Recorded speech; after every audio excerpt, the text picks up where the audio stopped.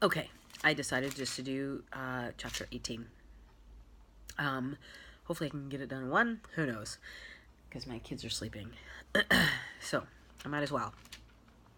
Having said these things, okay, so this is chapter 18. So this is after the big prayer he just prayed in chapter 17. So he finished his prayer. He gets up. Having said these things, Jesus left with his disciples and went across the ravine of the Kidron, or the Kidron Valley. Most of the time, this was a dry stream bed, but the winter rains would turn it into a torrent of water. The ravine separated Jerusalem from the Mount of Olives. In the Old Testament, King David took the same route while escaping from Jerusalem to the Mount of Olives after he was betrayed by Absalom, his own son. Actually, it's really cool because Shuey and I went to Israel for our honeymoon, and we were staying, we could actually, like the hill, because it's very hilly in Israel, and the hill that we were staying on, you could actually see the city, the old city of Jerusalem, through across the valley, and then on the others, like you could actually see there was another valley which separated our hill from the old city of Jerusalem, and then from the Mount of Olives. And it was so cool because you actually saw the Kidron Valley. And I believe that's where all the Jewish cemeteries are and stuff. And so, yeah, it's pretty neat. You know, you read this was like, what, thousands of years ago, and yeah, the ravine of Kidron is still there. So anyway, it says there was a garden there, which he and his disciples entered, which is Gethsemane. Which is on the Mount of Olives, which is crazy full of tourist buses. Oh my gosh, I've never seen so many buses in my life. Like, just totally lined up the whole hill. But anyway, now Judas, who was betraying him, knew the place because Jesus had often met there with his disciples.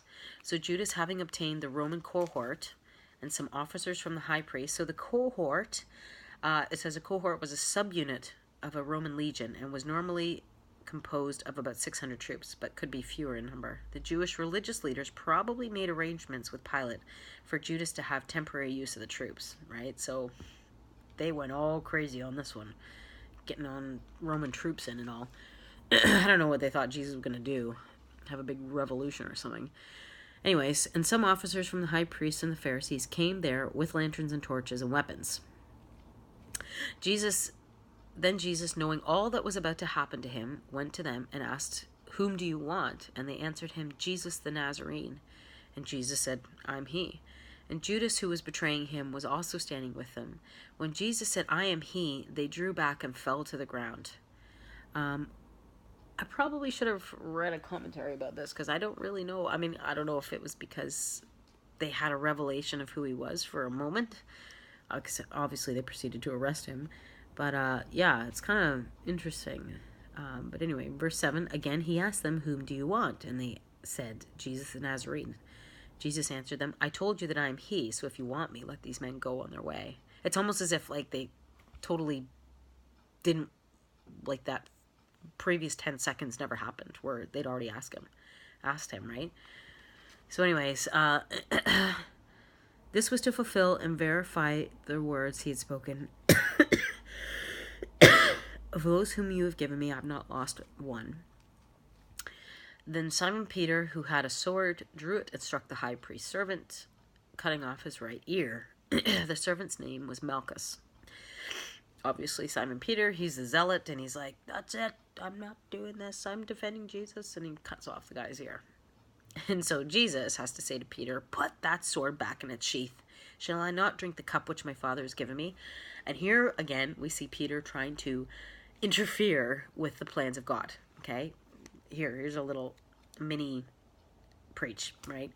How many of us have a really bad habit of getting our hands involved in God's things? Like God says, okay, trust me, seek me, pray to me, rely on me, have hope and faith in me, that I will accomplish everything that I've planned for your life. And I don't need your help, okay? And yet, we always try to get in there and manipulate situations and think, oh, but if I just need to do this, or I need to help God with that, or I need to, and we get our hands in things. We get our hands in the pies. And God's like, I don't need your help. I don't need you to go doing that or trying to make a situation happen. I can do it myself, right? And Peter was already spoken to about this. Remember when it's further back, but Peter says to Jesus says, who do you say that I am, Peter? And Peter says, oh, you're the Son of God. You're the Messiah. I'm like narrowing it down. And Jesus says, wow, blessed are you, Simon Peter, because God has revealed this to you. Otherwise, you would never have had that revelation. You would never be able to say that. But yeah, you're right. I am he. And then not even like 5 verses later, Jesus says, yes, and I have to go to the cross and die. And Peter says, oh, no, not you, Lord. You can't die. What does Jesus say to him? Get behind me, Satan. You're not fixing your mind on the plans of my Father, but you're fixing them on your own plans, which is that I would take over and conquer Rome and free the Jews, right?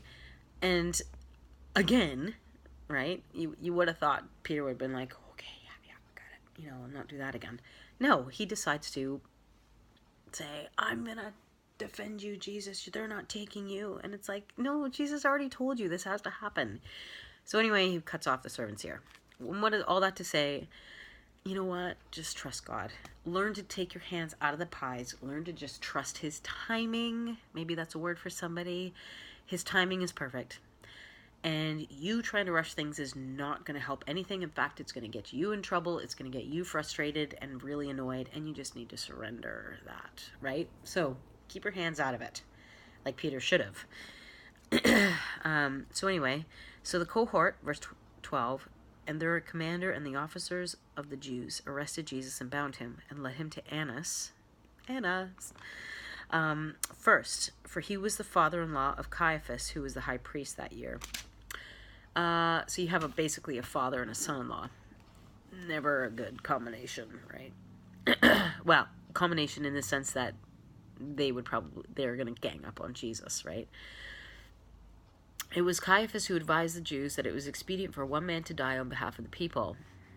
Simon Peter and another disciple who were following Jesus, that would be John, were following him. Now that disciple was known to the high priest, so he went with Jesus into the courtyard of the residence of the high priest. But Peter was standing outside at the door, so the other disciple, John, who was known to the high priest, went out and spoke to the doorkeeper and brought Peter inside.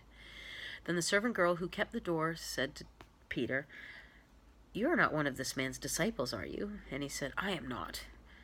Now the servants and the officers had made a fire of coals because it was cold, and they were standing and warming themselves, and Peter was with them, standing and warming himself. Then the high priest questioned Jesus about his disciples and his teaching. Jesus answered him, I have spoken openly to the world. I have always taught in a synagogue and in the temple area where all the Jews habitually congregate, and I said nothing in secret.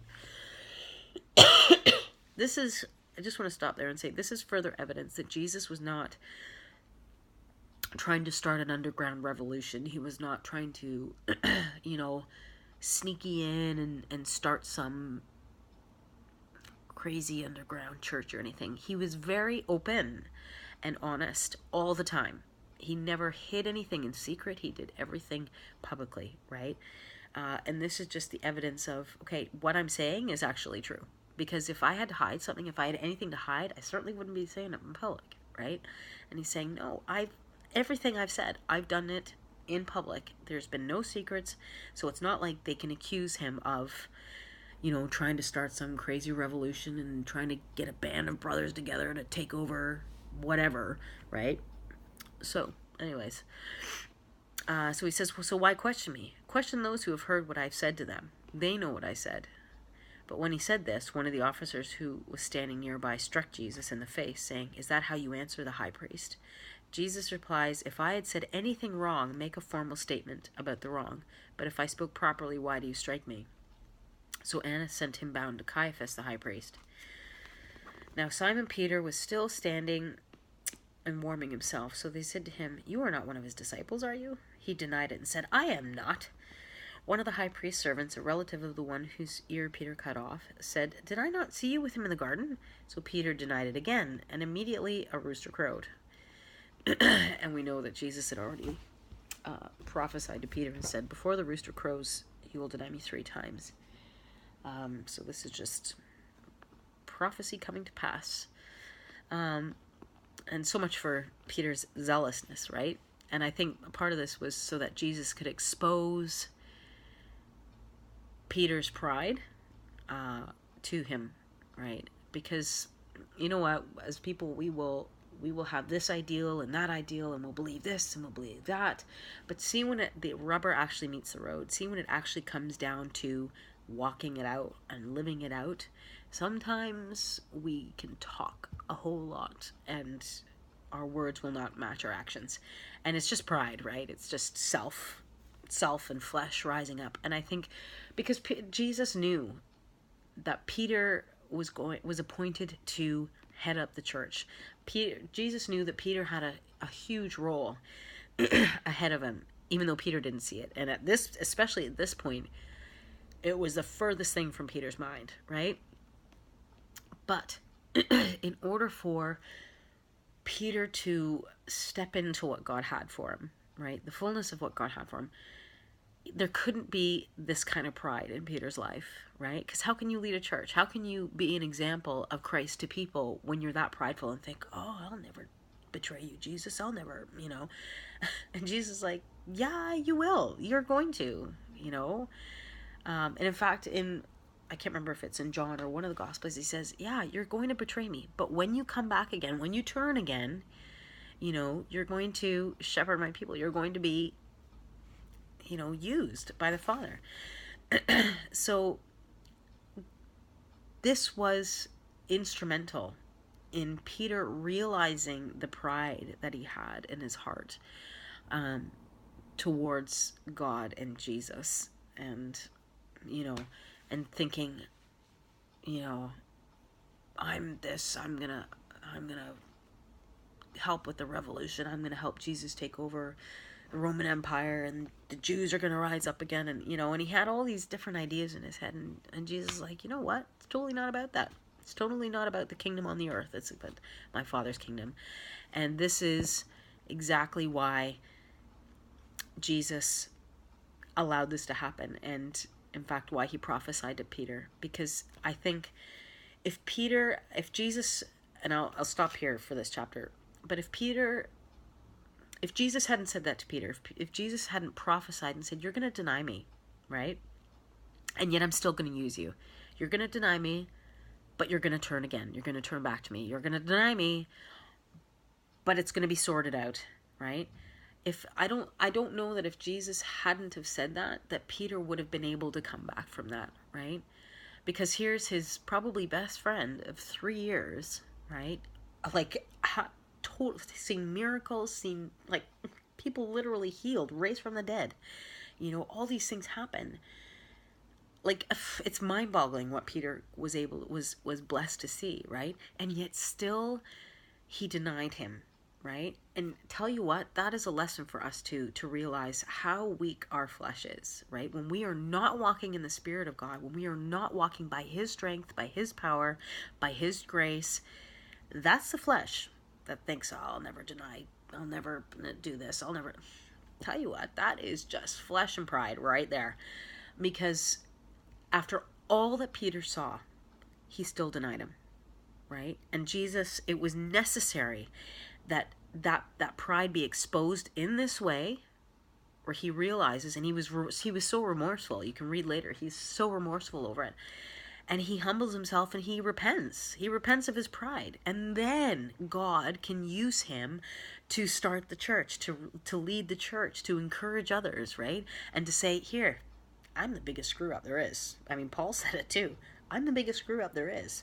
I can speak from experience, right? And that is how pride is removed, when you humble yourself, right? And so this is how it had to happen for Peter, right?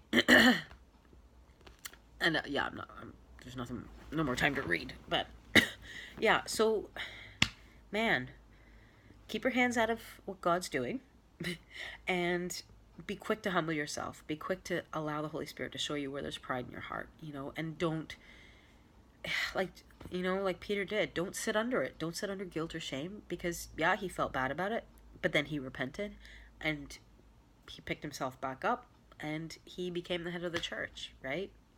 Powerful stuff. God works all things out for the good of those who love him and are called by his name, right? Anyways, be blessed.